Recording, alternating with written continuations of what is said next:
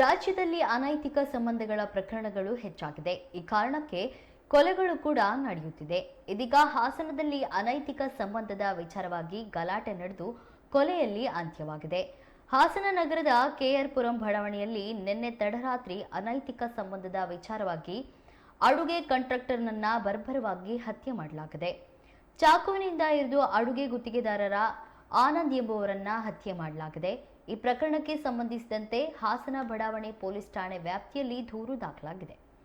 ಧರ್ಮೇಂದ್ರ ಎಂಬ ವ್ಯಕ್ತಿ ಅಡುಗೆ ಗುತ್ತಿಗೆದಾರ ಆನಂದ್ ಎಂಬುವರಿಗೆ 5-6 ಬಾರಿ ಚಾಕುವಿನಿಂದ ಇರಿದು ಕೊಲೆ ಮಾಡಿದ್ದಾರೆ.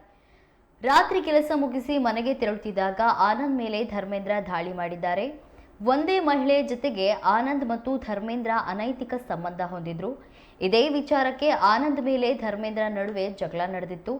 ಇಬ್ಬರೂ ಕೂಡ ಬಾರ್ನಲ್ಲಿ ಭೇಟಿಯಾಗಿದ್ದು ಮಹಿಳೆ ಜೊತೆಗಿನ ಸಂಬಂಧದ ಬಗ್ಗೆ ಮಾತುಕತೆಯಾಗಿದೆ. ಅಲ್ಲಿಂದ ಆನಂದ್ ಮನೆಗೆ ಹೋಗಿದ್ದಾರೆ. ಆದರೆ ಮತ್ತೆ ಫೋನ್ ಮಾಡಿ ಧರ್ಮೇಂದ್ರ ಕರೆಸಿಕೊಂಡಿದ್ದಾರೆ. ಧರ್ಮೇಂದ್ರ ಫೋನ್ ಮಾಡಿದ ಕಾರಣ ಆನಂದ್ ವಾಪಸ್ ಬಂದಿದ್ದಾರೆ. ಈ ವೇಳೆ ಮತ್ತೆ ಇಬ್ಬರ ನಡುವೆ ಗಲಾಟೆ ನಡೆದಿದೆ. ಮಾತಿನ ಭರದಲ್ಲಿ ಧರ್ಮೇಂದ್ರ ಆನಂದ್ ಅವರಿಗೆ ಚಾಕುವಿನಿಂದ ಇರಿದು ಕೊಂದಿದ್ದಾರೆ.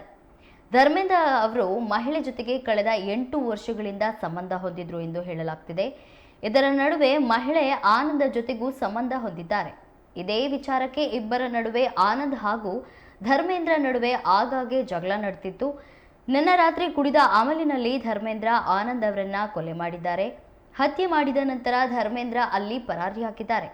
ಇದೀಗ ಹಾಸನ ನಗರದ ಕೆಆರ್ ಪುರಂ ಠಾಣೆಯಲ್ಲಿ ದೂರು ದಾಖಲಾಗಿದೆ. ತೀವ್ರ ರಕ್ತಸ್ರಾವದಿಂದ ಆನಂದ್ ಸ್ಥಳದಲ್ಲೇ ಮೃತಪಟ್ಟಿದ್ದಾರೆ.